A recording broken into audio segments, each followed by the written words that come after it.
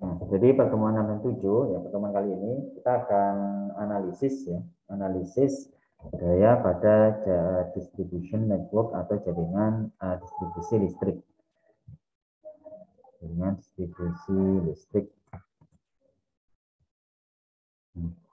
Jadi ini yang dianut di Indonesia ya. Jadi di Indonesia itu jenis trafo distribusi daya listrik itu ada yang 3 kawat, ada 4 kawat 3 fasa, ada yang 3 kawat saja. Nah, untuk yang Indonesia itu umumnya pembangkit listrik negara Indonesia PLN itu menggunakan 3 fasa 4 kawat. Jadi kenapa ini 3 ya? Nanti akan dibahas ya di analisa sistem tenaga tentang generator sehingga dia mampu mengenerate 3 gelombang ya, listrik atau 3 fasa. Itu bagaimana akan dibahas dan sini. Oke, ini asumsi saja. Oke, ini udah keluar ya 3 saluran listrik, ada 3 ini kita representasi dari 3 line tersebut dengan warna merah, kuning, dan hitam. Sedangkan biru ini netralnya. Makanya kalau sekarang ya beli kabel listrik ya, ada yang 3, ada yang 2, itu warnanya ada yang biru. Biasanya kalau dulu itu biru itu indikasi bahwa biasanya untuk negatif. Sedangkan yang selain biru ya itu ada kadang coklat, kadang merah, yang terbaru coklat itu positif. Yang kuning itu biasanya ground. Itu yang 1 fasa. Nah, kalau ini kan 3 fasa. 3 fasa ini netralnya atau negatifnya itu yang warna biru ini ya. Dan ini merah, kuning, hitam, atau kadang-kala ada merah, kuning, coklat. Nah, ini 3 line. Nah, jadi ada nilai tegangan yaitu tegangan antara line 1 atau saluran 1 dengan saluran yang lain. Itu ada tegangan antara line dengan netral atau saluran dengan negatifnya. Ini ya. Jadi yang panah antara line 1 dengan line itu yang warna merah, kuning, hitam, yaitu antara R dengan S, R dengan T, S dengan T. Itu nilainya 380 volt. Ya simetris ya, sehingga nilainya sama untuk voltage-nya. Nah, sedangkan voltage antara yaitu saluran atau line ke negatif atau netral yaitu senilai 220 volt. Nah, ini ya yang masuk ke rumah kita ya 1 fasa itu kan sekitar 220 volt di masing-masing perumahan atau pengguna konsumen.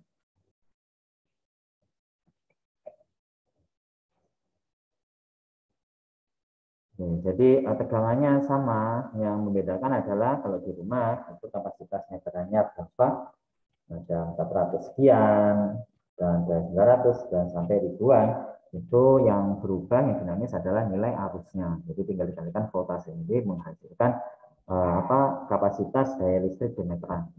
Biasanya satuannya volt ampere VA. Nah, itu total daya semu. Nanti kita akan bahas apa itu daya aktif, daya reaktif, dan daya semu. Oke.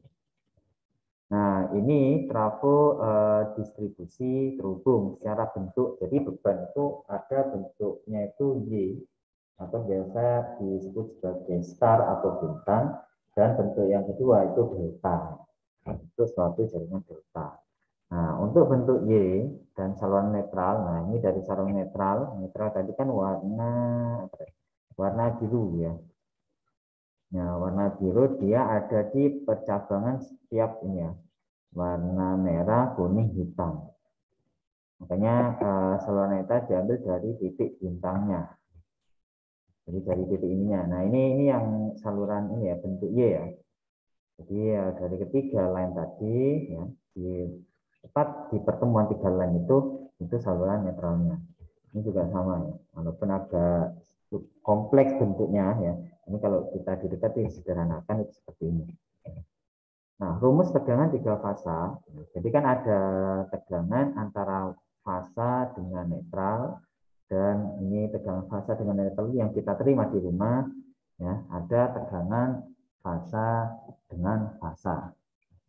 Ya, untuk tegangan hubungan ya, antara tegangan tadi, ya, hubungan antara ini 380 dengan 220 volt itu seperti ini, yaitu VL disebut sebagai tegangan fasa to fasa, antar fasa atau antar saluran, sedangkan VT adalah tegangan fasa dengan netral, yaitu VT sama dengan VL dibagi alfa 3. Nah, itu ya hubungannya. Nah, untuk tadi kan ada daya aktif, daya reaktif, dan daya semu. Jadi daya semu adalah daya total meteran ya, meteran yang setting PLN ya, meteran di rumah masing-masing itu berapa VA, itulah disebut dengan daya semu. Makanya satuannya VA. Jadi ada perbedaan satuannya. Daya semu itu satuannya volt ampere, sedangkan daya aktif adalah watt dan reaktif watt. Ada yang tahu? Ya, kasih poin perbedaan antara daya aktif dan reaktif.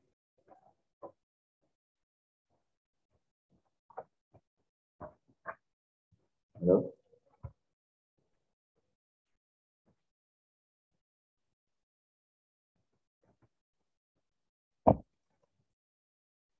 Mana? Ada yang saya jelaskan kira-kira perbedaan antara daya aktif dan reaktif itu apa?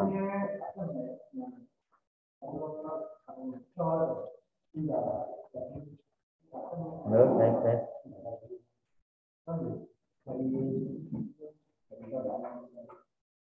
Saya jelaskan.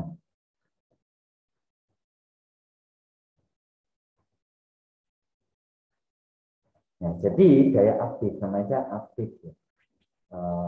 Jika dari satuan pun ketahuan di rumah masing-masing, kulkas, heater, AC, lampu, semua itu pasti satuannya apa?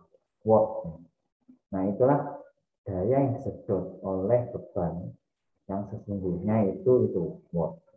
Yang reaktif aja namanya reaktif. Reaktif itu timbal balik. Jadi daya yang kembali lagi ke sumber dan balik lagi ke beban bolak-balik namanya daya reaktif. Nah, reaktif. Nah, saran sini untuk membedakan itu Pak. Dan ini daya disebut dengan daya imajiner karena tidak bisa digunakan. Makanya kenapa ini AC, namanya AC ya. Harus bolak-balik. Yang balik itu ini daya reaktif semisal. Nah, daya semua adalah total antara reaktif dan reaktif semisal di rumah itu untuk 2 ampere ya. Jadi ketika arusnya maksimal meteran di rumah yang dapat subsidi itu 2 ampere sama 4 ampere. Yang 2 ampere itu sekitar 440 ya. 440 volt ampere. Nah, itu adalah daya semu. Jadi di dalam 440 ampere kapasitas tersebut itu ada daya reaktif. Dan nilainya dia kecil. Jadi bisa dikatakan ibarat yang dikirim oleh PLN itu 440 volt ampere, namun yang diterima kalau kita menggunakan maksimal di rumah itu enggak sebesar itu, ya. Enggak sebesar 440. Namun ada pengurangan, kurangnya itu dari ini, daya reaktif. Jadi ada yang balik, ada yang balik dari konsumen dari rumah kita ke PLN. Dengan daya reaktif. Nah, reaktif namanya aktif. Aktif yang digunakan yang dikonsumsi oleh beban yang ada di rumah konsumen masing-masing. Jadi saya katakan itu kayak rugi-ruginya ya. Ini dia hubungannya dengan resistor, induktor, dan kapasitor yang berada di saluran transmisi maupun di saluran distribusi. Jadi semakin panjang pembahasannya itu kan kita akan bahas di pertemuan selanjutnya tentang produksi dan efisiensi. Jadi untuk sementara itu pengertiannya aktif itu yang diterima, yang benar-benar kita terima, dan reaktif yang kita tidak terima, makanya disebut dengan biasanya imajiner. Ya. Jadi notasi dalam matematika reaktif itu dikali dengan imajiner atau dilawan imajiner. Namanya imajiner tidak bisa diimajinasi, tidak bisa digunakan secara nyata ya. Nah, daya aktif disebut pada daya nyata, daya yang sebenarnya. Nah, ini hubungan antara daya aktif, daya reaktif, dan daya semu dapat digambarkan dalam bentuk segitiga daya seperti gambar berikut. Nah, daya aktif, ya, daya aktif dan daya reaktif. Nah, ini total dari daya aktif dan reaktif itu menggunakan rumus hukum Pitagoras. Hukum Pitagoras yaitu segitiga tegak lurus. Nah, antara daya aktif dan daya semu itu dengan sudut theta. Sehingga untuk menghitung S itu sama dengan akar dari daya aktif kuadrat ditambah Q kuadrat, daya reaktif kuadrat. Atau S kuadrat sama dengan P kuadrat plus Q kuadrat. Sehingga dengan sudut theta dengan dari ini ya daya semu, kita bisa menentukan nilai daya aktif dan reaktif. Untuk daya aktif ya, kalau dalam hukum Pitagoras vektor harusnya di matematika sudah dipelajari ya, matematika 1 dan 2. Nah itu kalau kita proyeksikan ya, ini terhadap ini asumsikan sumbu X, daya reaktif adalah sumbu Y. Jadi kalau kita proyeksikan terhadap sumbu X itu dikalikan dengan cosnya. Cos saja kembalinya cos samping miring, jadi di samping sudut. Nah, kita bahas matematika sekilas ya. Nah, ini kan kemiringan daya semu tadi nih. Daya semu itu biasanya lambangnya S. Nah, kita mencari daya aktif ini. Daya reaktifnya ini kita asumsikan. Ya, reaktif biasanya nilai negatif ya. Ke bawah. Oke, kita asumsikan ini ya. Nah, ini tetanya. Ini kan X ya. X kita nggak tahu atau kita sebut sebagai P.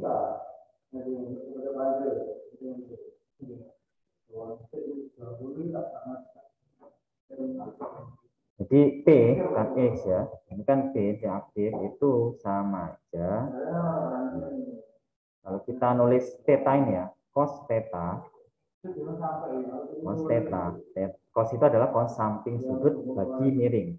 Cos samping sudut apa? P, daya aktif. Miringnya apa? Daya semu. Sehingga cos theta kali S. S dikali cos theta itu sama dengan daya aktif. Atau kalau dalam vektor fisika dan matematika, itu ketika kita konversi, kita proyeksikan ke sumbu X ya, di mana sumbu X itu sebelahnya sudut, maka dikalikan cos.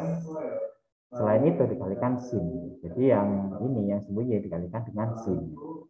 Caranya juga sama dengan ini. Sin theta sama dengan sin depan miring, depan sudut bagi miring. Depannya apa? I. Miringnya adalah S. Jadi S kali sin theta sama dengan Q.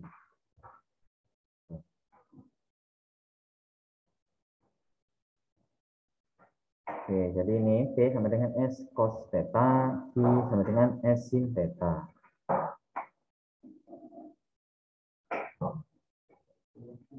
Saya listrik pada sistem satu fasa, jadi untuk berapa fasa pun. Ini untuk satu fasa dirumuskan sebagai berikut. Jadi daya aktif P sub 1 pi, pi ya, pi ini pi ya, namanya pi. Jadi ini satu melambangkan satu, ini fasa, jadi daya aktif satu fasa itu sama dengan dP, yaitu tegangan fasa, dikali dengan arus pada fasa, dikali dengan cos theta. Dengan daya reaktif I1 I itu sama dengan BP kali IP kali sin theta. Nah, satuannya jangan sampai salah ya. Nanti ketika ujian ataupun tes lisan, saya nggak tahu nanti ujiannya tes tulis atau tes lisan ya. Pasti antara UTS sama UAS nanti ada tes lisan, ya benar-benar nanti dia menjawab sendiri ya. Jadi nggak ada kesempatan diskusi atau mencontek atau apapun. Jadi ujiannya tes lisan nanti. Nah, ini cos theta, BP, IP, cos theta satuannya untuk reaktif adalah kilowatt. Sedangkan daya reaktif adalah kilowatt. Voltage ampere reaktif. Sedangkan daya semu S1 V itu sama dengan BP kali IP. Itu satuannya kilo. Ini satunya kebetulan kilo karena untuk skillnya, skalanya itu di jaringan distribusi ya. Ya nggak harus kilo, bisa VA ya. Bahkan bisa mega ya. Jadi meter dikalikan 10 pangkat 6. Kalau kilo kalikan 10 pangkat 3. Jadi ini untuk daya semu ya. Ini untuk membuktikan ya, ini membuktikan apakah benar ya daya semu satu fase sama dengan akar P kuadrat plus G kuadrat. Pertama, rumus totalnya itu kan VP kali IP, itu di mana VP itu adalah nilai magnitude dari tegangan dengan sudut sekian dikali dengan nilai arus dengan sudut beta. Dan ini, jadi rumus ada semuanya itu ada di sini IP dengan di lambang bintang. Lambang bintang ini sudutnya itu berlawanan dengan nilai sebenarnya. Jadi ini beta menjadi minus beta, jadi bintangnya hilang. Nah, V dengan sudut alfa, ya. Selanjutnya dikalikan antara ini bentuk fasor dan bentuk ada bentuk fasor, ada bentuk rektangular. Kalau bentuk rektangular itu ada nilai imajiner, sedangkan fasor itu seperti ini.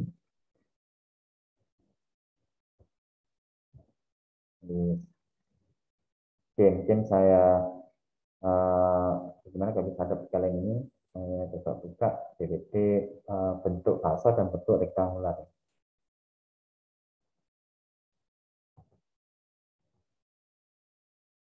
Semuanya itu ada nilai magnitude dan sudutnya. Ini magnitude nilai yang terukur, Dan bersama rektangular itu adalah ada nilai yang aktif dan nilai imajiner. Ya, lambangnya itu A plus JB. J ini lambang dari imajiner. Jadi ini adalah cara konversi dari persamaan polar ke bentuk rektangular pun sebaliknya. Jadi ketika bentuknya polar tadi itu diubah ke rektangular, ya caranya yaitu untuk nilai aktif, nilai real, nilai nyatanya itu sama dengan nilai magnitude dikalikan cos theta. Sedangkan nilai yang dikalikan dengan bilangan imajiner itu adalah nilai magnitude dikalikan dengan sin theta. Dan ini jika kebalikannya, jadi rektangular diubah ke bentuk polar. Jadi mencari nilai alfa dulu, nilai alfa yaitu tangan inverse dari nilai imajiner dibagi nilai real, kemudian alfa.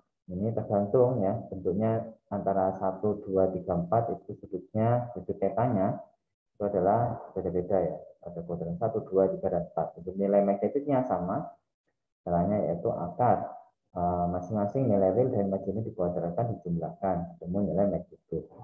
Ini beberapa contoh, ini saya bahas sekilas. Dan ini contoh perhitungan ya, dengan yang bentuk rektangular. Kalau bentuknya fasor, rektangular bisa dalam bentuk apapun, penjumlahan, ya, perkalian, pembagian itu bisa. Sedangkan fasor itu hanya dalam proses perkalian dan pembagian, penjumlahan tidak bisa. Oke, jadi kita kembali lagi di sini. Jadi ya, jadi ini kan bentuknya fasor nih. Nah, dalam bentuk perkalian. Nah, kalau dalam bentuk perkalian itu mudah ya. Jadi antara magnitude dikalikan dengan nilai magnitude variabel lain, dengan sudutnya jika perkalian itu dijumlahkan, jika pembagian dikurangi. Kalau sudutnya, kalau pembagian itu menjadi penjumlahan, kalau perkalian menjadi penjumlahan, pembagian menjadi pengurangan. Jadi ini karena perkalian, jadi nilai magnitude tegangan dikali dengan magnitude arus, yaitu V dikalikan I. Untuk sudutnya, alfa ditambah dengan minus beta, atau sama dengan alfa minus beta.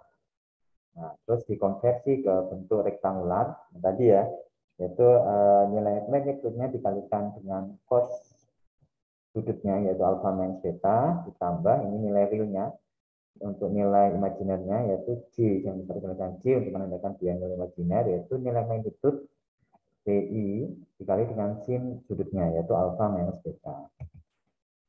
Akhirnya kita ubah ya, alfa minus beta ini adalah terus sama dengan beta atau sudut dari daya semu masing-masing komponen, sehingga persamaan daya semu menjadi ini PI cos theta plus J PI sin theta. Ini adalah lambang ini ya, magnitude. Jadi nilai negatif menjadi nilai positif. Nah, VI cos theta adalah yang nilai realnya, aktifnya, yaitu bisa disebut menjadi P1 daya aktif atau P1 pi. Ya, plus Q1 pi ya. Nah, ini reaktifnya yaitu dikalikan dengan imajiner, sehingga S1 pi itu sama dengan akar P kuadrat plus Q kuadrat. Ini untuk menghitung jika ada bentuk rektangular. Nah, terbukti untuk penghitungan nilai daya semu. Itu tadi daya listrik dalam sistem satu fasa. Jadi ada daya aktif, daya reaktif, dan daya semu. Nah, daya aktif ya, yaitu P3 pi ya. P3 pi itu sama dengan 3 kali Vp kali Ip cos theta. Ini nilai tegangan dan arus fasa. Untuk ketika diketahui nilai tegangan line saluran itu sama dengan akar 3 Bl kali L kali cos theta. Reaktif juga sama, membedakan adalah sudutnya. Trigonometri kali sudutnya yaitu sin theta. Dengan daya semu itu tidak ada cos atau sinnya karena total ya dari daya aktif dan reaktif yaitu 3 Vp kali Ip dan atau ketika tegangan dan arusnya itu nilai dari line to line yaitu akar 3 kali Bl L ini line, P ini fasa, sehingga atau daya semu dapat dihitung dari yaitu nilai daya aktif ditambah dengan J kali daya reaktif. Nah, itu tadi persamaan satu fase dan tiga fase untuk daya aktif, reaktif, dan daya semu. Nah, selanjutnya untuk bentuk beban. Tadi kan bentuk beban ada bentuk I, ada bentuk delta. Nah, untuk bentuk ini sebenarnya sudah saya singgung ya di pertemuan 5. Bentuk Y dan bentuk delta.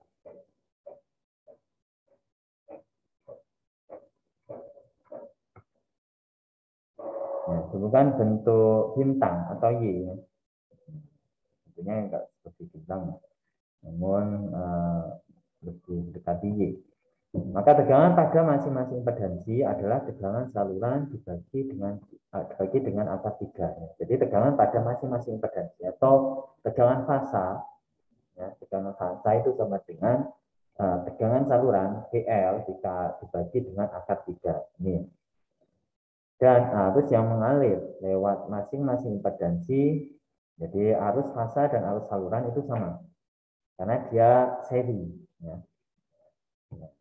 Bentuknya. Nah, dia yang ini sebelah kiri, kita fokusnya sebelah kanan ini. Ini ibarat jalur transmisi, tangan ini. Ini bebannya. Ini gabungan transmisi dan distribusi. Ini bebannya. Itu ini fasa 1, fasa 2, dan fasa 3 di pertigaan itu ada ditarik dengan garis line, netral atau minus.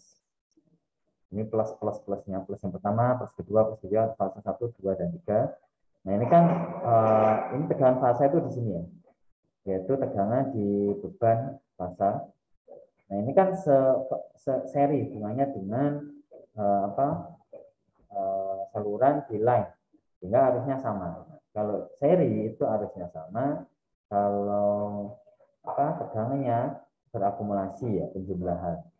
Sedangkan kebalikannya kalau paralel itu arusnya yang dijumlahkan berdasarkan hukum Kirchhoff, sedangkan tegangannya itu sama. Makanya di sini yang sama adalah nilai arus untuk bentuk Y.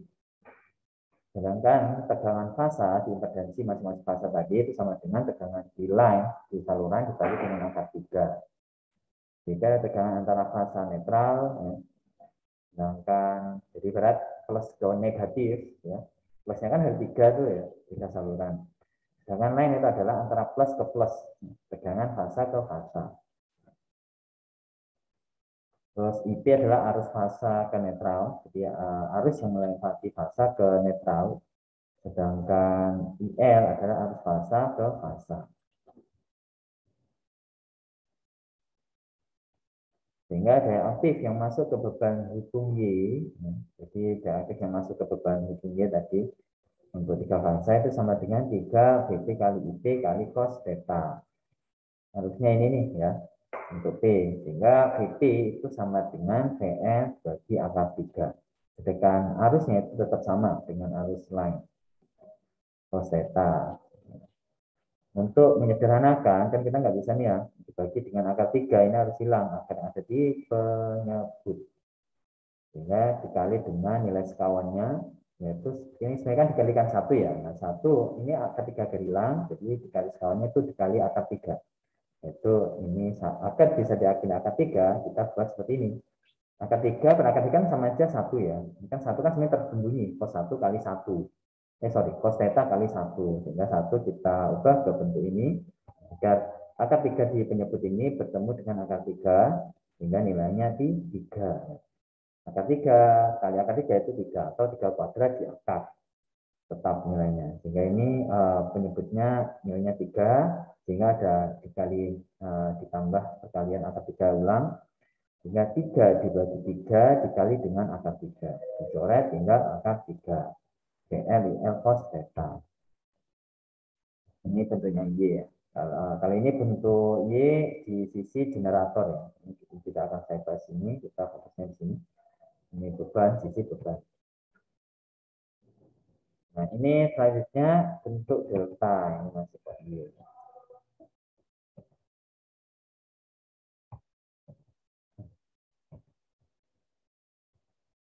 Nah, untuk bentuk delta, jika satu beban seimbang dihubungkan delta, maka tegangan pada masing-masing impedansi adalah tegangan antar saluran. Jadi tegangan antar saluran itu sama. Jadi VP sama dengan VCL. Karena dia membentuk suatu percabangan. Sedangkan arus yang mengalir lewat masing-masing impedansi tersebut sama dengan besarnya arus saluran dibagi akar 3. Nah, ini arusnya yang terjadi penjumlahan karena dia di arus saluran itu bertemu dengan percabangan. Jadi yang sama untuk bentuk delta adalah tegangannya antara tegangan fasa dengan tegangan saluran. Yang arusnya itu ini hubungannya yaitu IP sama dengan IL dibagi akar 3. Bentuknya dulu. Nah, ini bentuknya ya.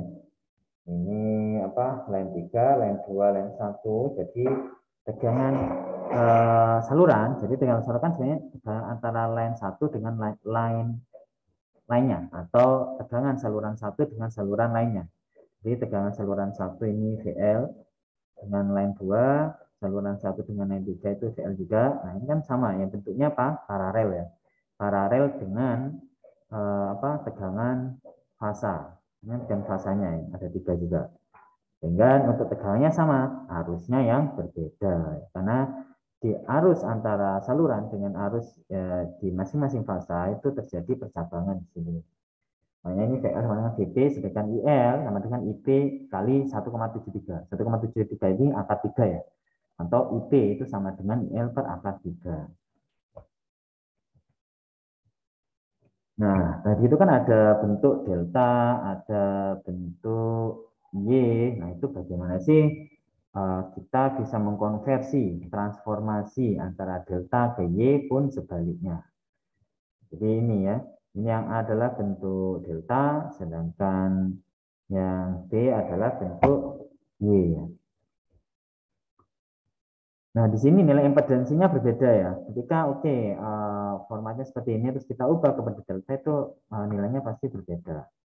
Nah, untuk menganalisa transformasi bentuk delta PI ataupun sebaliknya, pertama-tama untuk jaringan yang terhubung delta, jadi kita ambil salah satu dulu yang delta, kita bisa cek ya bahwa arus IA saluran di A itu sama dengan arus, jadi dia bercabang ya, bercabang berdasarkan hukum Kirchhoff, ada node di sini, itu bercabang ke impedansi yang sebelah kiri dan impedansi yang sebelah kanan, atau fase yang sebelah kiri, fase yang sebelah kanan.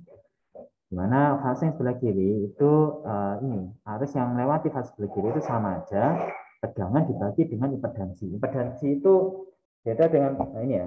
Kalau impedansi resistor itu udah pasti impedansi, impedansi belum pasti resistor. Karena impedansi itu bisa terdiri dari resistor, induktor dan kapasitor. Makanya disebut impedansi.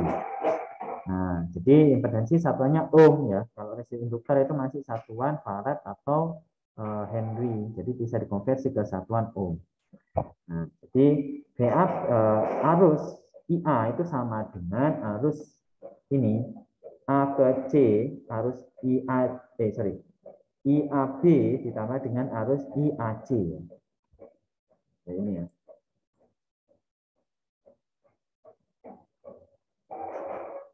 Ini arus A tadi ini kan titik A. Nah, dia kan bercabang ini ya. Ini titik C, ini titik C. Jadi ini IA itu sama dengan IAB, ini IAC. Ini bukan T ya. Jadi berdasarkan hukum Kirchhoff itu A di titik node atau percabangan itu sama dengan IAB ditambah dengan IAC.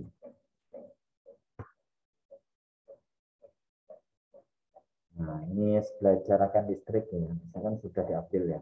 Sehingga karena impedansi sama atau penyebutnya sama, kita bisa melakukan penyederhanaan yaitu seperti ini. Ibarat kayak 7 per 2 ditambah 3 per 2. Itu kan sama aja 7 ditambah 3 dibagi dengan 2 ya. Tidak perlu saya bahas juga ya. Itu kan aljabar linear biasa. Nah ini jadi VAB ditambah tegangan di titik A ke B ditambah dengan VAC. Dibagi dengan nilai impedansi karena sama. Ini persamaan 1. Terus gambar di samping menunjukkan tegangan fasa dan line. Jadi ada tegangan antara A ke N. A ini kan saluran tadi. Saluran fasa A ke netral. Ada VAC antara line ke line. Yaitu VAB plus VAC. Ini ya tadi ya. VAB plus VAC. Itu berdasarkan gambar ini. Yaitu VAB dan VAC. Ketika dijumlahkan itu sama dengan akar 3 VAN. Ketika VAN dengan sudut 30 derajat. Ditambah dengan akar 3 ya, sama. Jadi ini kan sama sudutnya 30 juga ya. 30 terhadap A ke netral.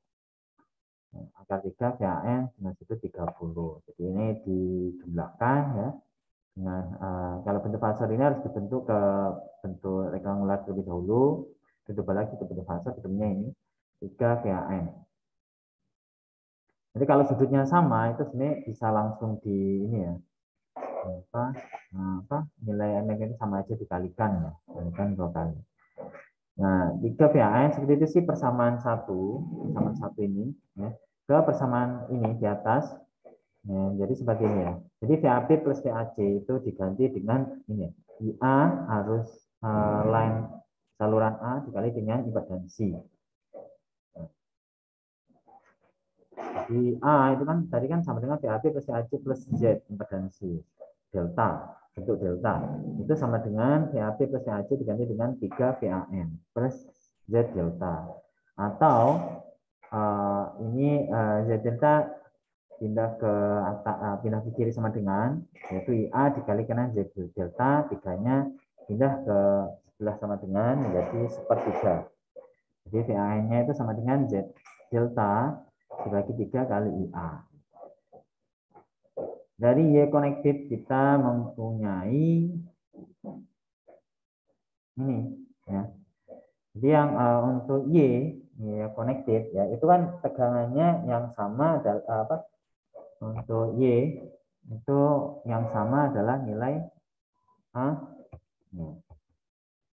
Yang sama adalah nilai A arusnya. Itu yang bentuk Y. Sehingga untuk terhubung Y itu bisa konversi ya dengan arus yang sama. Kita memiliki VAN sama dengan ZY dikali dengan IA. Substitusi persamaan 2 ke persamaan 3.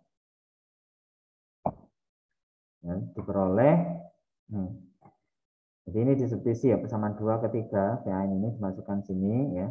Jadi A-nya dicoret, tinggal yaitu impedansi Y itu sama dengan impedansi delta dibagi dengan 3. Nah ini. Sehingga kalau ingin mengkonversi dari bentuk delta BY ataupun sebaliknya, itu hubungannya seperti ini.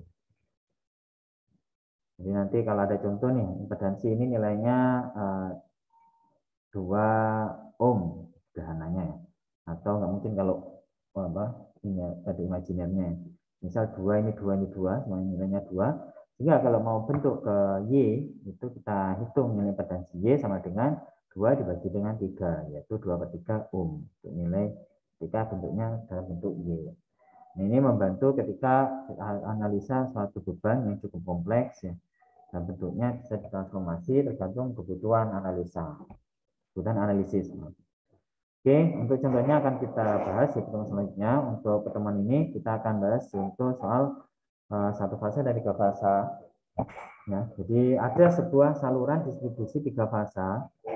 Ya, itu memiliki tegangan 416 volt. Jadi ini tegangan line ya, tegangan saluran. Yaitu mensuplai beban hubung bintang. Jadi bebannya bentuk bintang atau Y. Arus beban yang dihasilkan sebesar 20 ampere dengan faktor daya sebesar 0,75. Yang ditanyakan adalah hitung tegangan beban, arus saluran distribusi, daya aktif pada beban per fasa dan total daya aktif beban. Daya aktif pada beban per fasa dan total daya aktif beban. Daya aktif pada beban per fasa, total daya aktif beban, dan seterusnya. Jadi yang pertama-tama kita menghitung nilai theta terlebih dahulu sudut dari ini saluran tersebut ya, fasa tersebut ya. Nah, faktor daya itu sama aja cos theta sama dengan nilai faktor daya ya. Sehingga cos theta sama dengan 0,75, sehingga theta itu sama dengan cos inverse dari nilai 0,75 ketemunya 41,41 derajat. Ini sudutnya. Nah, selanjutnya kita bisa menghitung ya, mulai menghitung di poin A, yaitu tegangan masuk ke beban hubung bintang adalah ya, hubung bintang ya. Itu kan tadi diketahui VL, tegangan pada line. Kita mau menghitung tegangan VP fasa, itu sama dengan, karena di tegangan hubung bintang itu tegangannya tidak sama, ada hubungannya yaitu VP sama dengan PL per akar 3. PL-nya di input dimasukkan nilainya 416 volt, sebagai akar 3 ketemu VP atau tegangan fasa yaitu 240 volt. Arus saluran adalah arus yang masuk ke beban. Jadi arus saluran atau line itu seri dengan arus beban untuk bentuk Y. Ya. Sehingga IL arus melewati saluran sama dengan IP yang melewati fasa masing-masing fasa yaitu 20 ampere. Jadi 3 line tadi itu semuanya nilainya itu 20 ampere. Daya aktif ada beban per fasa. Ya. Per fasa yaitu P1 pi atau kalau dianu pi ya. Itu sama dengan VT dikali IP kali cos theta ya.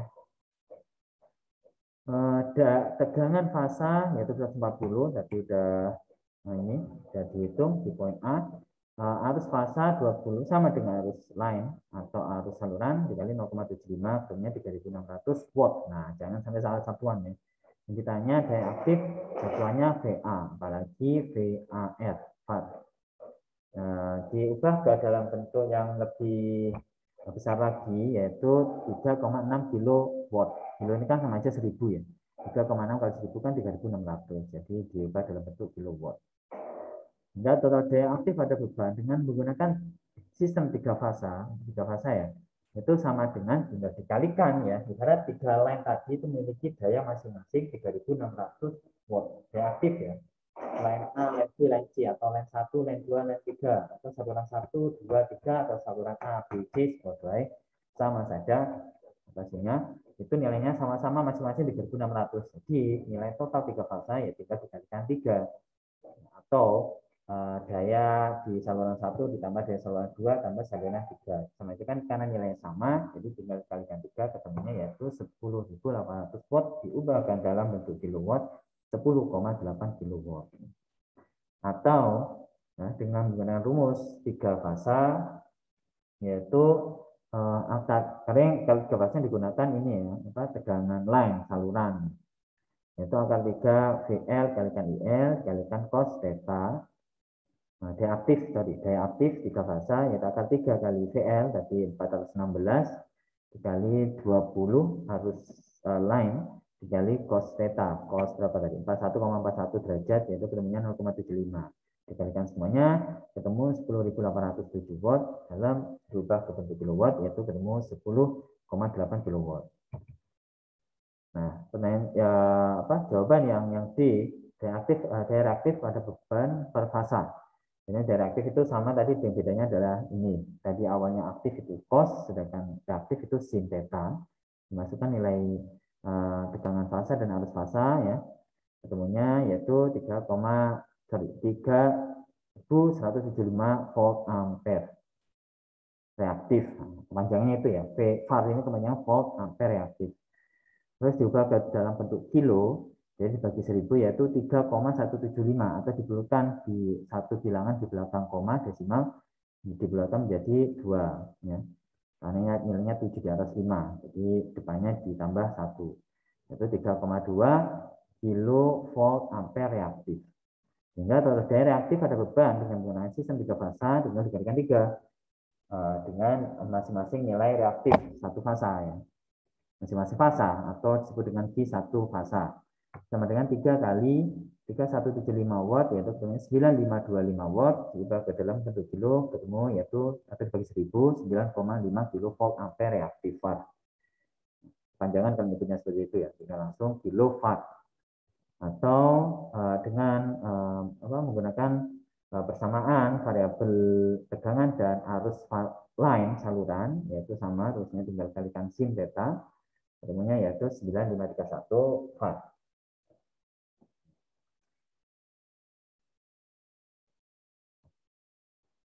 Nah, pertanyaan yang E yaitu berapa daya semu pada beban per fasa. Jadi untuk per fasa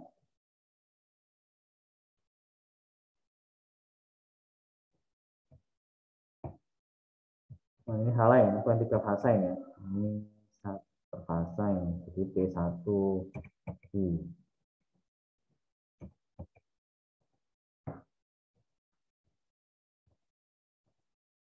Ya, jadi daya semu satu fasa sama dengan P1 fasa ditambah J1 fasa ya. Yaitu akar nilai daya aktif kuadrat tambah daya reaktif kuadrat. Ketemunya itu akar 23,2 atau ini satuannya kilo loh ya. Jadi ini satuannya aktif dan reaktif ini kilo. Jadi hasilnya pasti nanti kilo juga. Yaitu ini hasil akar dari 23,2 yaitu 4,8 kilo. Apa? Semu, yaitu volt ampere.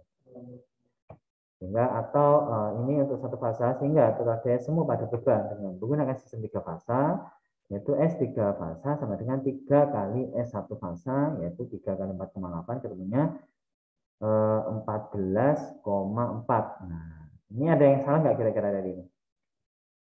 Ada yang kurang ya? Yang tahu?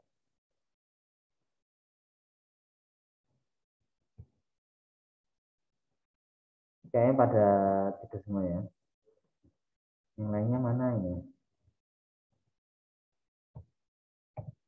Nah, ini yaitu kilo ya. Dan ini kan 4,8 tadi kilo volt ampere kali 3 yaitu 14,4 kilo volt ampere. Jangan sampai salah nanti satuannya.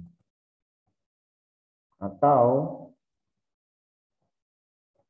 S3 ya, dengan diketahui nilai nilai tegangan saluran dan arus saluran yaitu akar 3 kali VL kali IL, ketemunya yaitu 14.410,66 volt ampere diubah ke dalam bentuk kilo, jadi dibagi 1000 yaitu 14,4 kilo volt ampere. Tidak salah satuannya.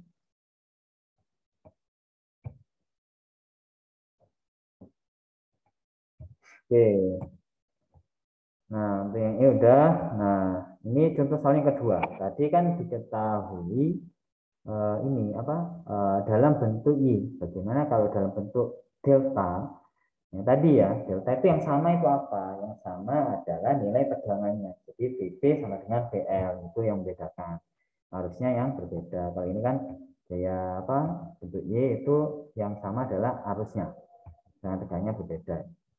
Jadi caranya sama dengan ini, ya. Cuma bedanya adalah ketika menghitung di poin A dan B. Kalau poin A langsung ketemu nilainya, yaitu VP sama dengan VL untuk bentuk delta. Ini itu soal yang kedua. Dengan IL untuk bentuk delta itu sama dengan IP per hubungannya ya, dibagi dengan akar 3. IP sama dengan IL per akar 3. Ini sama hitungannya. Nanti kita bisa menjawab C, D, dan E. Oke, mungkin ada yang ditanyakan. Nah, ini sekilas pembahasan efisiensi rumus basicnya. Nanti akan kita bahas detail efisiensi dari daya, hubungannya dengan daya reaktif. Ya. Sehingga terjadi rugi-rugi. Coba ada yang ditanyakan. Ini untuk efisiensi, yaitu nama aja efisiensi ya, perbandingan antara besarnya daya listrik keluaran dengan daya listrik yang masuk pada saluran distribusi. Jadi berat yang masuk ke distribusi itu tadi 100 volt ampere, jadi yang diterima atau daya aktifnya itu pasti kurang dari 100 volt ampere.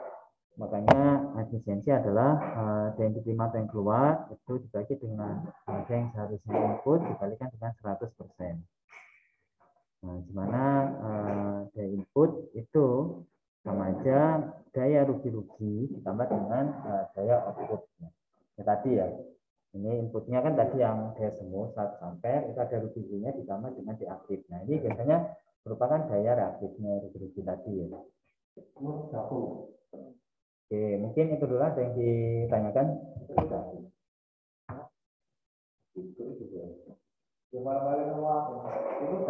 Ini saya hukum. Wassalamualaikum warahmatullahi wabarakatuh. Waalaikumsalam warahmatullahi wabarakatuh.